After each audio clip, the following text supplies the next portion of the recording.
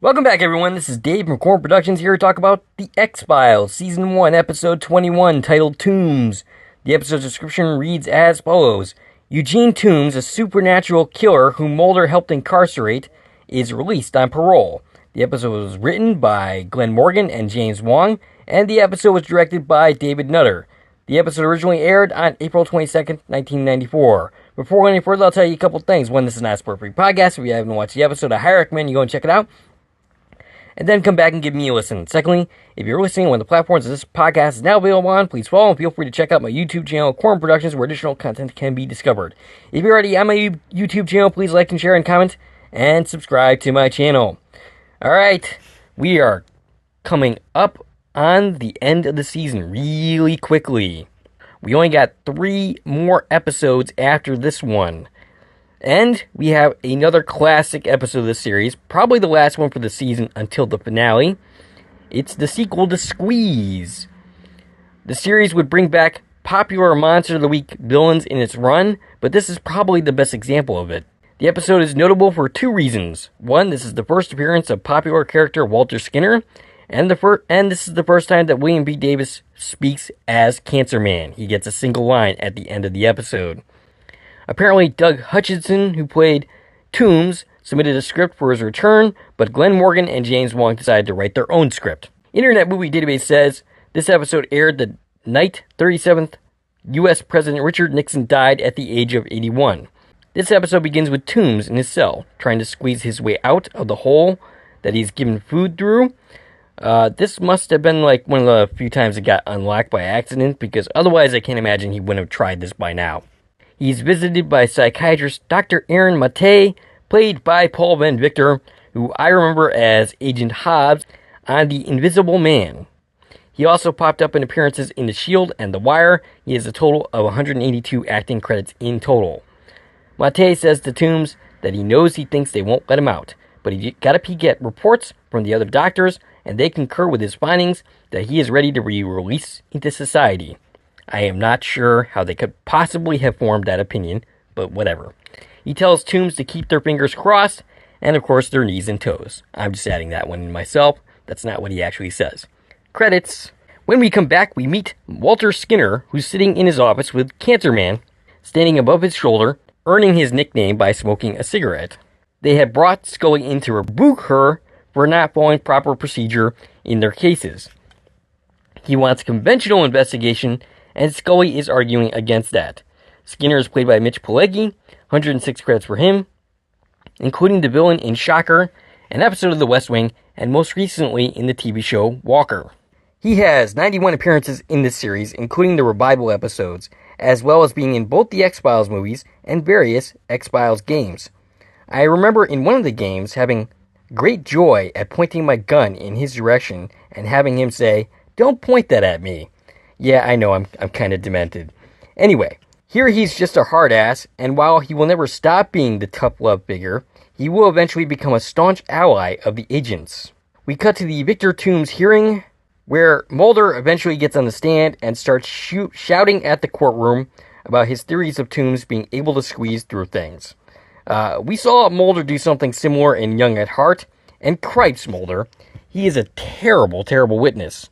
You'd have thought by now that prosecutors would have learned not to put him on the stand. Internet Movie Database says, Glenn Davies, who appears as the defense counsel Nelson, would go on to star in further episodes of The X-Files, playing Ellen Brumfield in Irresistible, 1995, that would be Season 2, and Monica in Too Shy, Season 3. All told, she has 116 credits, including Jurassic World Dominion, an episode of A Million Little Things, and Supernatural. The judge in the scene is played by Jan Darcy, 37 credits for her, including Twin Peaks, Mantis, and The Commish. And yes, David Duchovny was also in Twin Peaks, but it does not appear like they were in any of the same episodes, as Duchovny was only in about 3 episodes in the second season, none of which included this actress. Scully, after his performance, tells Mulder that in his testimony, he sounded, and she does not get the chance to finish the sentence, as Mulder says he doesn't care how he sounded, as long as it was the truth. Okay, 2 things, Mulder. 1, the truth sounds a lot more digestible when you aren't shouting it at people. And 2, What good is the raw truth if it doesn't, in this case, result in a conviction? And third, did the prosecutor prep Mulder at all before this testimony? Maybe so as to prep him to not sound like a complete and total lunatic? And fourth, why was Mulder on the stand at all? Mulder is informed that she was called into a meeting by Skinner to reel her in. They are called back in to the courtroom, and Tooms is released under a series of conditions and set free. Mulder is determined to keep an eye on Tooms. Mulder wants to tie him to the murders from 30 to 60 years before. Scully says that will require unorthodox methods of investigation, and Mulder says that if she believes in what they're doing, but resistant because of bureaucratic pressure, then they have not only reeled her in, but skinned her. Hee. Did you get that? The Skin Man skinned her. And the Skin Man, of course, would eventually be Skinner's nickname. Tooms comes walking out of the courtroom. He walks by Mulder and gives him a really smug, victorious look. Victor goes back to work, picking up dead animals and licking his fingers after doing so, which was gross, by the way. He spots a victim whose liver he might want to munch on, but Mulder is there to be a liver blocker. And Tooms is angry and hightails it out of there. Scully visits former Detective Briggs, who is returning for this episode. That's the late Henry Beckman, whose other appearance in the series is the 5th season episode Chinga, which I intend to cover for Halloween month. He's decidedly not happy with Tooms being released, and says if Tooms gets away, the next time you see him take a victim, Scully will be about his age. Not a problem, because Scully is going to live forever. Briggs says there's a 5th victim that was never found. He thinks it was hidden because it would prove he was the killer. So they go to the chemical plant to find the body. Briggs goes with her and has a sense of where the body is, and he turns out to be right. Tooms, meanwhile, has locked onto a male victim. This time Mulder is not around to intervene, or doesn't for whatever reason. The dude goes home, and I believe this is Frank, played by Pat Burnell. He has 22 acting credits, but also writing, producing, and directing credits. Looks like his niche was in horror. His wife is played by Jillian Carpa, 32 credits for her, including Dark Angel, 2 episodes of Millennium, and an episode of Sliders. It's implied that Tooms is trying to get through their toilet, but Mulder shows up to foil Tooms' plans. He'll get you next time, Gadget! Scully talks to a guy about determining cause of death in the newly discovered body. Mulder is in the car with Scully, who she insists goes away to get some rest. And because this is an unauthorized surveillance of Tooms, so they are the only 2 that can do this. Nobody else can sub in for them. She calls him Fox, but he laughs and says he even made his parents call him Mulder. He doesn't want her to get a blemish on her career because of him. She says he is the only person she would put herself on the line for. And he says, if there's an iced tea in that bag that she brought, it might be love. But nope, it's a root beer.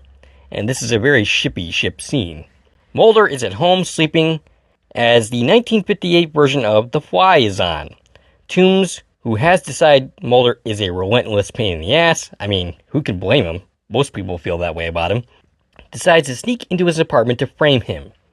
Specifically to make it look like Mulder is responsible for beating him up.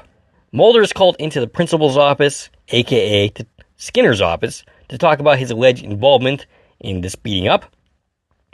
Scully covers for him, but Scully is excused from the office, and Skinner tries to give Mulder some advice. To step away, to maybe take a vacation or something, if his obsession with this case might cause him to behave inappropriately and cause others to do so at the same time. Skinner, of course, doesn't seem to get anywhere with this, and at the end of the meeting, he's forbidden from going anywhere near Tooms. Tooms is papier-mâchéing when he is visited by his psychiatrist. And Tooms, I guess, decides that this guy is the one. So, he attacks him and munches on his liver. Scully and Mulder discover the crime scene, and they realize he might return to Exeter Street, but that building has been condemned, or rather torn down, and is now a mall. They go there anyway and discover his nest underneath an escalator.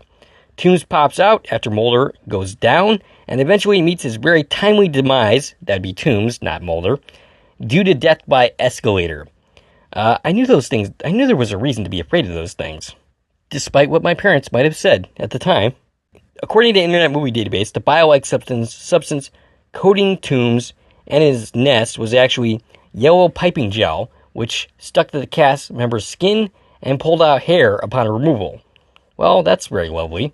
And for his final scene, Doug Hutchinson performed in the nude. As scripted, Tooms was supposed to emerge from his cocoon wearing his animal control uniform, but Hutchinson thought that made no sense, and he's right about that. Skinner and Cancerman look over the report of the incident, and Skinner asks him, "Do you believe them?" Cancerman responds in his first line of the series, "Of course I do."